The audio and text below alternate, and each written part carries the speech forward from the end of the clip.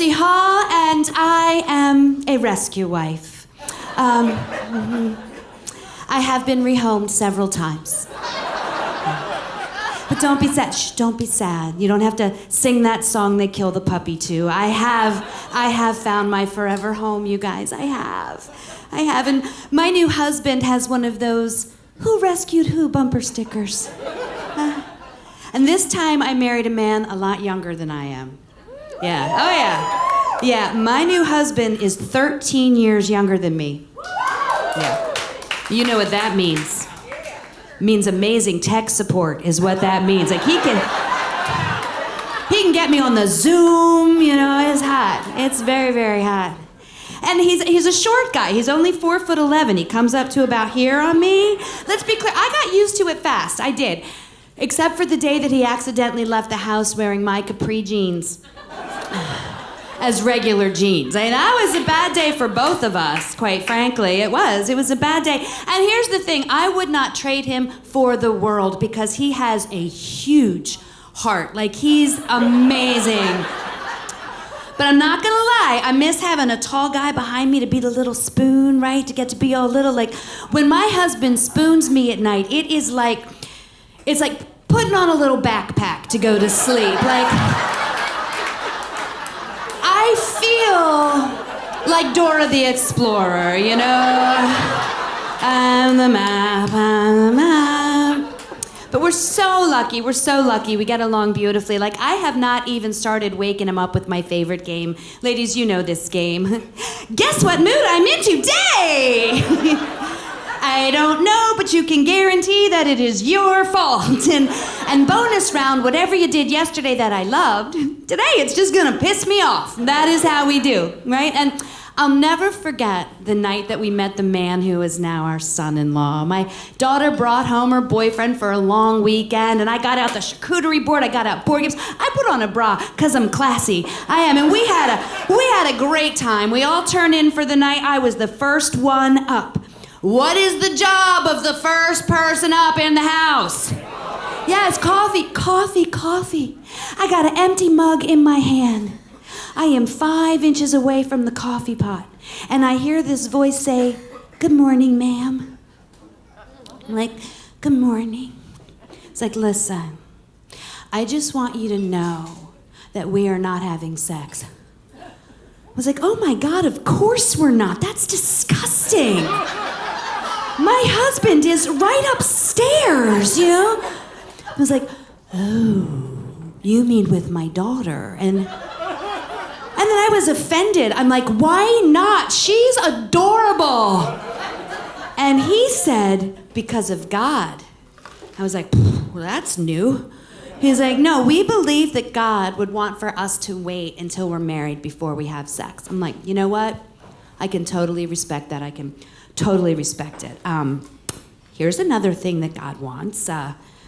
God wants for you to wait until I've had a cup of coffee before you start talking to me about when you plan to fuck my kid, right? Like, I think it's fair. It's definitely fair."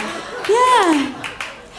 And they did get married, and I have 2 grandbabies. Woohoo! Oh, it's the best. You get to be with the baby. You don't have to keep the baby. It's the best. It's the best. And it was so sweet. When she got pregnant, she was 25, and everybody's like, "Oh, you're going to be such a young, sweet mama." And they looked at my husband, and they're like, "You're too young to be a grandpa." And they looked at me, and they're like, "Hey, congratulations, Missy." It's like, "Oh, yeah, I'm 57. Woohoo, 57. And here's the thing. I remember when that sounded like a big number, right? Every number sounds like a big number until it's your number. Like, how old are you, sweetie? I'm not gonna take a guess. I'm gonna say you're 22. You're 25. Aww. I'm your future. Yeah. Look at her.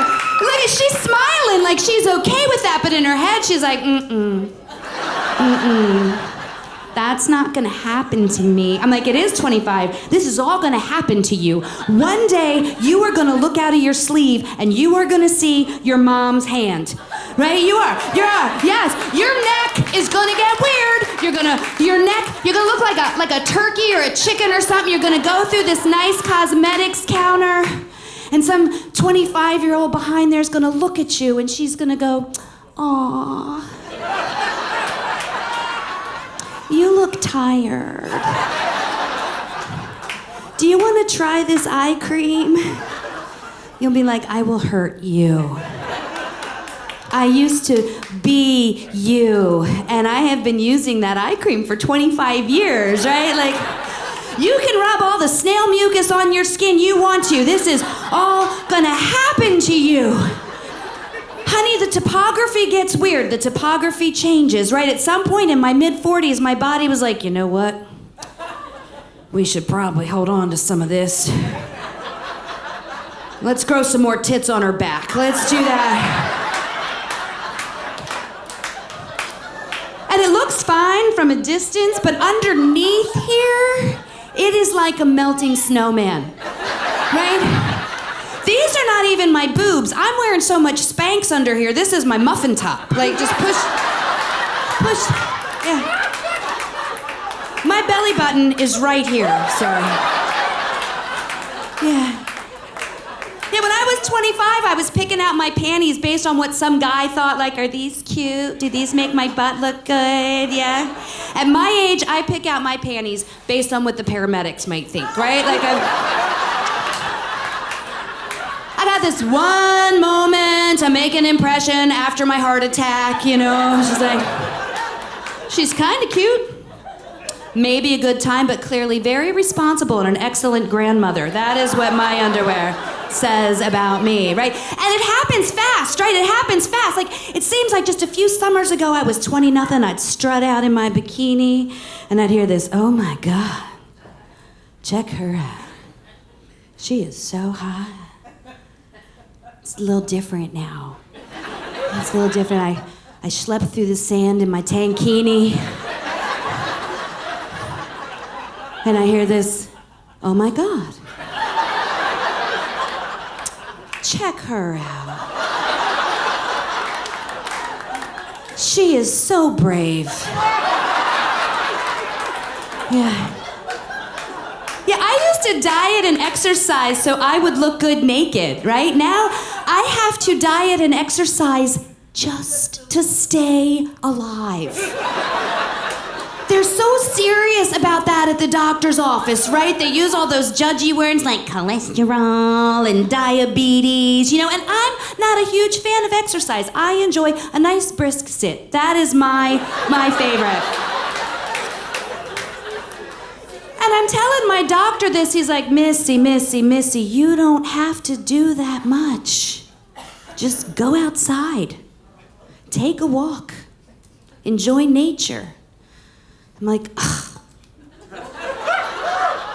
I hate nature. Like, I like the idea of nature. I don't like it when nature gets on me, right? Like if being in nature has taught me anything about myself, it's that if I am ever forced to choose between being a hunter or a gatherer, I am gonna be the village whore. Yeah. Mm-hmm. Yeah. She just gets to lay there in temperature-controlled conditions, you know.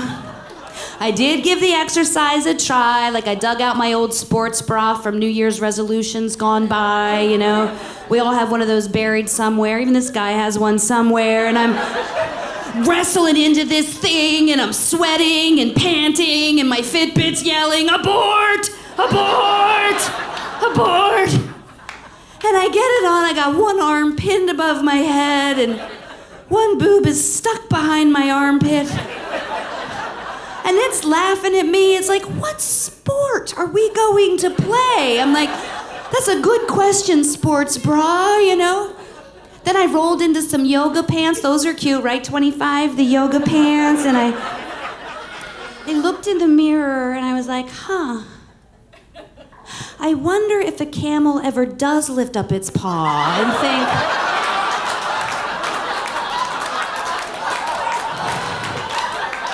Does that look like...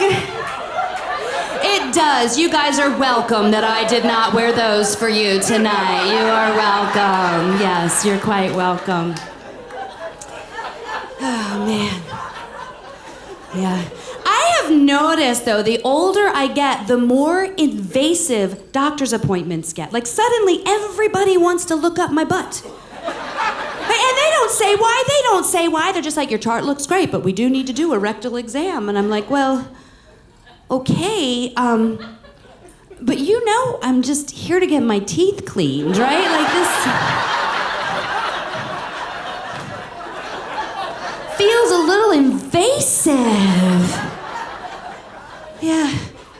I went home from that appointment and I relaxed in the best way I know how, and that is by watching someone die on my TV set. Like, yeah, oh my God, I love the murder shows. I love the murder shows. Oh yeah, they're the best. Okay, you have to answer this question though. Have you ever fast-forwarded through somebody's murder because it just wasn't interesting enough? Right, you're like, ma'am, I'm sorry that you're dead and I'll keep your family in my prayers, but you've just got one gunshot wound. Like, I need full decapitation to hold my interest for 30 minutes, right? We're horrible people, we are. But here's the thing, that's where I started seeing all the best commercials in the world, especially the one for the transvaginal mesh lawsuits. Remember the transvaginal mesh? Like, nobody knows what it is or what it does, but it is falling out of women all over America. But there is a woman in Texas who got $7.5 million because her mesh fell out. The rest of us are playing Powerball. I'm like, get the mesh. Like, seriously, it's better odds. It's better odds. The guy on TV is like, millions of women are suffering in silence from vaginal erosion. I'm like, what? I know a lot of women. We don't suffer in silence about anything, right?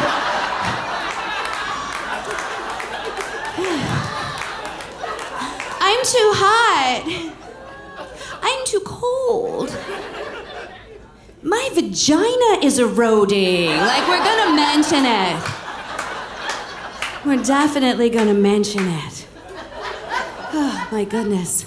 Yeah, I had to get naked for a dermatologist appointment. I was very surprised. I was like, why? He's like, I need to do a full body scan. I'm like, how much of this looks like it has ever been exposed to direct sunlight? You know? But I complied, so I'm standing there naked. He's got this spotlight on me. The doctor's looking at my chart, and he looked up and looked at me for a minute, considering, and he's like, ma'am, I'm gonna need you to lift up your breasts. I did not used to have to do that, 25. They used to just stay right up there. You know? Now it's like, you know when you go past one of those really sad used car sales and you see those giant windsock things out front? But it's like the end of day, so they're losing power. This might resonate with some of you dudes too, right?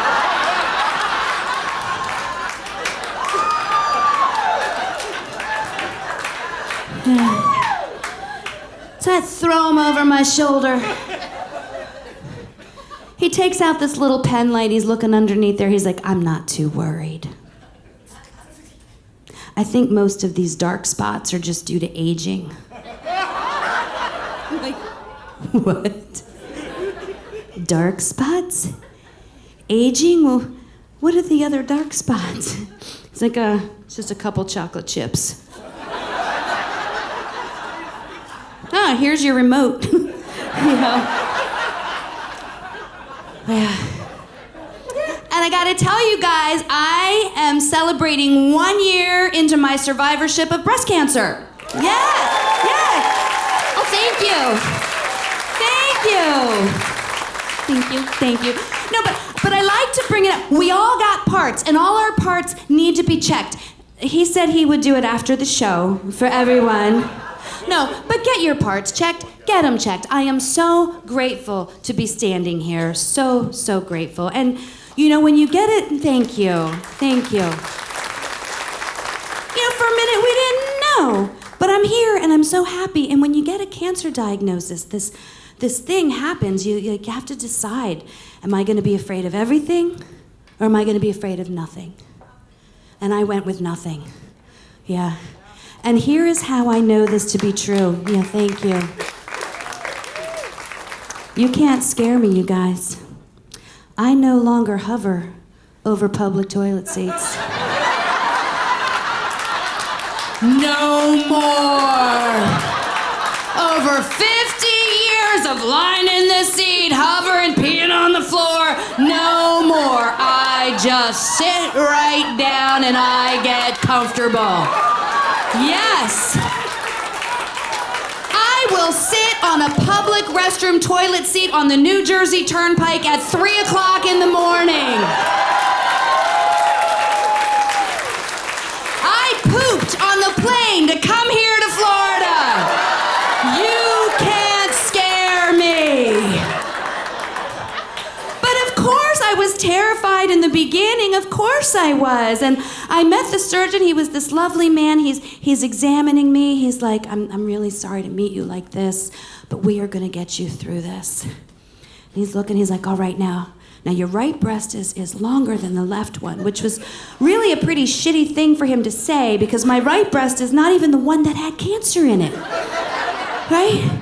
He was just making senseless observations. And, sir, if you go to the doctor and somebody tells you something looks longer, maybe that's a good day for you, right? Yeah. It's your birthday, yeah. There is no woman in this room that feels great on the day her breasts are described in terms of their length, right? And he's like, we will get you through this. And I'm hanging on every word. There's going to be surgery, radiation, medication, but you're going to be okay. And I'm like, okay, I'm going to be fine. He's like, and there's a silver lining. I'm like, what's the silver lining? It's like, we are going to give you the breasts of a 22-year-old. I was like, she is going to be so pissed. I'm like, is she here? Right? I feel like I should meet her, like, maybe get her a Starbucks gift card or something. You know? But anyway, you guys, these are the new ones. Yeah, these are the new ones. And here's the thing. I do not care what they look like. They saved my life. I don't care. But I'm going to tell you, my nipples are crooked. Yeah, oh yeah. Like this one, looking at you, sir. This one over here. Yeah. And again, I don't care. But last month, I went for my 1-year surgical post-op, and the surgeon's like, you're healing beautifully. There's no evidence of disease. I don't know if you noticed, but your nipples are crooked. I'm like, Doc, I don't care that they're crooked, but I think it's adorable that you think there is a woman alive who wouldn't notice that her nipples are crooked. I noticed. I did. I look in the mirror. It is like looking into the eyes of Forrest Whitaker, right? Like, yeah. Forrest Whitaker, right here. And so I went home. My sweet husband was waiting for me. He's all anxious. He's like, is everything okay? Is everything fine? I'm like, yeah, it's fine. I start laughing. He's like, what's so funny? Like, the doctor thought I wouldn't notice that my nipples are crooked. He's like, oh, thank God. You never mentioned it. I thought you didn't notice.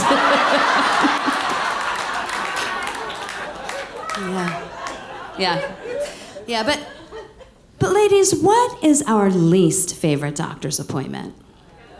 Oh, for sure, the gynecologist, yeah. And just out of curiosity, has any woman in this room ever made it close enough to the end of the table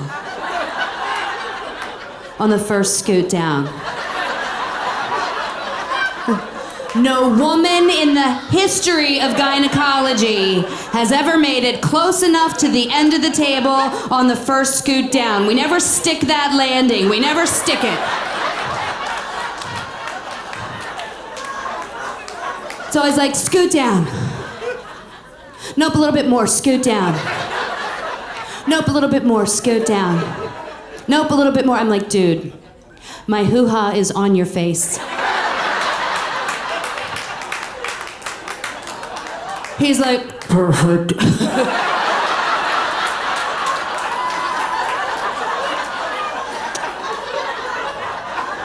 I'm like, you are sitting on a stool with wheels. You scoot up. Right? I can't believe I got a pedicure for this shit, you know? You get a pedicure, you shave your legs, you maybe make this a little fancy, right? But not day of. Not day of, because you don't want to look like you got fancy for the appointment. You want to look like, I just roll like this, baby. This is me all the time, right? No, I was not Sasquatch this time last week. No. They take that giant speculum out of the ice bucket. It's like, it's like, is this comfortable? Like, if I cough once, you're gonna lose an eye. That's how this is gonna go down. Then he starts checking me out. He's like, oh, have you been doing your Kegels? I'm like, oh, I could tow your car. Like, I could tow it. Yeah. He's like, well, you got a nice firm uterus and everything looks great in there. I'm like, thank you. You have really nice eyes, you know? But then he says this thing to me, you guys. He says, but your bladder is hanging a little low. 25, did you know your bladder could start dangling at some point? Did you know? Oh my God, I had no idea. I was like, oh my God, do I get the mesh, you know? And he's like, no, but I do want to send you in for a pelvic ultrasound just to make sure everything's okay. I'm like, all right, well, that's no big deal. I've had a baby. They're just gonna squirt that jelly on my tummy and press that camera on my tummy. Well, you're one step ahead of where I was. I had no idea what to expect. I walked into the radiology department innocent as a little lamb, you know, and I've got on my little gown and I'm naked from the waist down. I'm sitting on the paper. I'm praying I don't stick to the paper. Oh, come on, we've all been there, right? You're like, God, I'll be a good person forever if you make it so I do not leave like a shroud of Turin butt print on this doctor's paper.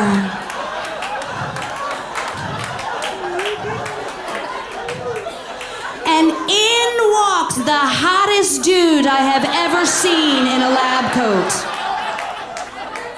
And he is holding what can only be described, well, it looks like this. It's a dick camera. It is a 12-inch long white plastic stormtrooper dick in this guy's hand. And he's like, ma'am, I'm here to do your transvaginal ultrasound. I'm like, what? Transvaginal? Like it's a highway? Like there's been a pile up on the transvaginal highway due to smog, you know, but all I could do was just point at the thing in his hand. He's like, don't worry, ma'am. I'm just gonna put in the tip.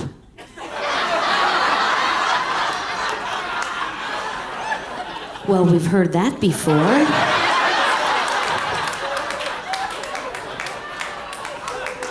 Just the tip, just for a minute. Here's your baby.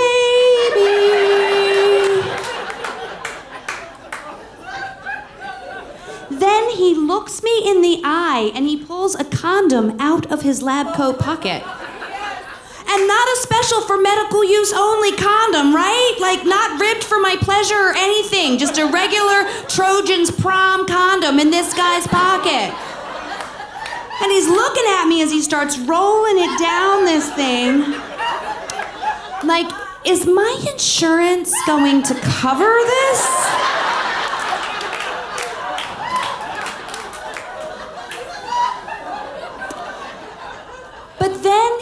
asks me a question, and I need you to think about this because herein lies the moral and ethical dilemma. Okay? He says, "Would you like me to put this in?"